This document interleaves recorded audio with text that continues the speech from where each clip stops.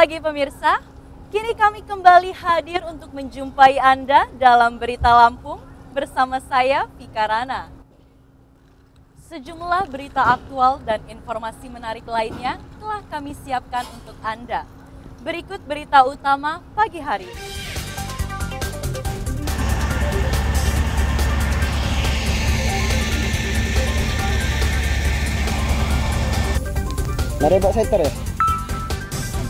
Kebakaran ratusan hektar lahan gambut di Mesuji selama 3 hari belum padam. Naik ke kanan. Ditambah ke kanan. Mana di kopi? Ya.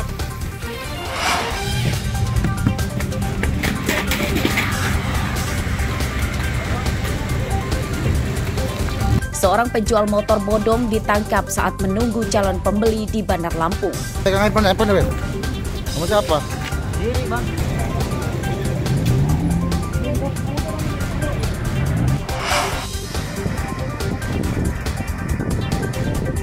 Petani di Mesuji mengeluhkan harga gabah anjlok.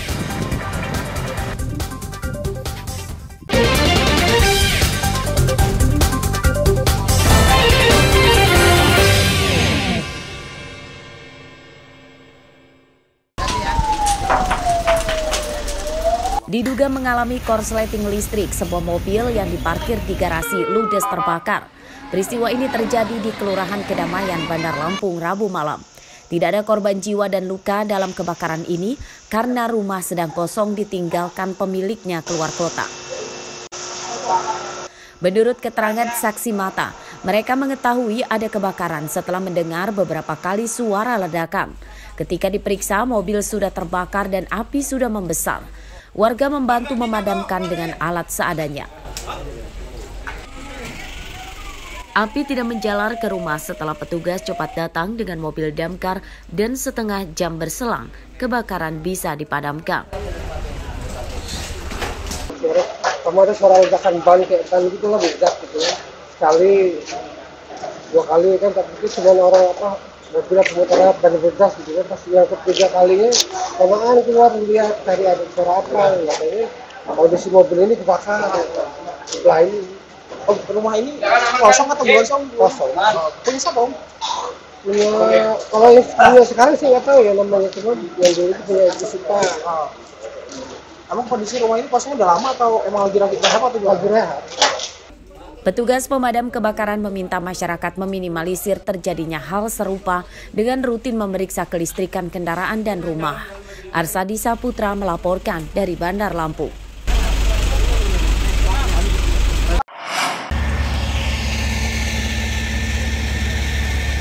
Kebakaran lahan gambut di perkebunan sawit dan karet di Kecamatan Tanjung Raya, Kabupaten Mesuji selama 3 hari belum seluruhnya padam. Pada Kamis siang, kebakaran masih terjadi dan petugas terus berjibaku memadamkan api. Total lahan yang terbakar mencapai lebih dari 100 hektar dengan rincian sekitar 70 hektar perkebunan sawit milik perusahaan dan sisanya perkebunan warga. Kebakaran cepat meluas karena banyak semak belukar yang mengering dampak kemarau.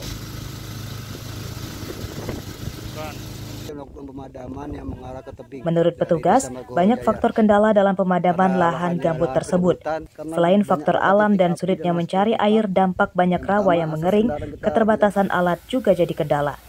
Sebab penanganan kebakaran lahan gambut harus menggunakan alat modern karena banyak titik api di dalam tanah.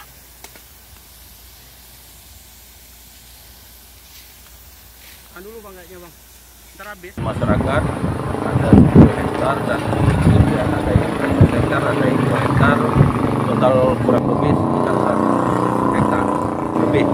Nah kemudian untuk kerugian di atas 1 miliar lah ya, kerugian daripada kebakaran ini. Kemudian berkaitan dengan musibah untuk manusianya kayaknya nggak ada ya. Kebakaran lahan sawit dan ada yang lahan karet, ada juga lahan kosong. Nah yang berikutnya kami sampaikan juga kaitannya dengan kendala kami di lapangan Satu ya, kalau untuk mobil nggak bisa sampai ke TKP karena jarak antar pohon sawit atau ini sangat rapat. Kebakaran tidak merenggut korban jiwa, namun kerugiannya mencapai miliaran rupiah. Penyebabnya masih diselidiki apakah ada faktor kesengajaan, kelalaian, atau karena dampak musim kemarau. Petugas damkar mengimbau warga tidak membuang puntung rokok sembarangan dan tidak membakar sampah tanpa pengawasan karena bisa jadi pemicu kebakaran yang lebih besar. Aris Susanto melaporkan dari Mesuji.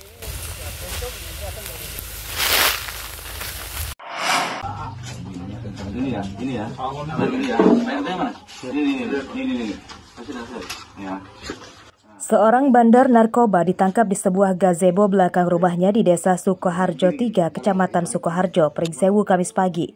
Tersangka Edi Budiawan alias Edi Bakar tak berkutik saat tertangkap, tangan kedapatan mengantongi belasan bungkus sabu-sabu.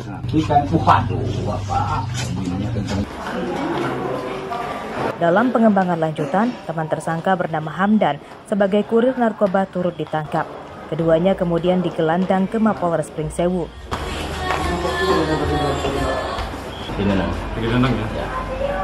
Dalam pemeriksaan, polisi mengungkap tersangka Edi merupakan seorang residivis yang bebas pada tahun 2023. Tersangka Edi membantah sebagai bandar narkoba. Ia berdalih sebagai pecandu dan belasan bungkus sabu-sabu diakuinya akan dipakai sendiri. Enggak ngedar Pak, pakai Pak. Pakai pribadi. Ya. Emang konsumsi terus ya narkoba ya? Iya Pak, udah ketergantungan. Udah ketergantungan. Berapa kalau sekali pakai, berapa sekali beli? Enggak sekali beli 2.000 tapi untuk stok pakai Pak. Untuk stok pakai, bukan untuk diedarkan. Bukan. Temukan pelaku yang berada di belakang rumahnya dan kami lakukan pemeriksaan dan penggeledahan di badan, ditemukan di saku pelaku berupa barang bukti 13 klip kristal putih diduga narkotika jenis sabu, dan saat ini pelaku kami amankan dan kami bawa ke Mapolres Pringsewu untuk kami lakukan pendalaman dan kami lakukan tindak lanjut. Keterlibatan tersangka Hamdan sebagai kurir dan banyaknya barang bukti yang disita memperkuat dugaan polisi bahwa tersangka Edi adalah bandar narkoba. Penyidikan kasus ini masih akan dikembangkan polisi untuk memburu pemasoknya. Andri Kurniawan melaporkan dari Pringsewu.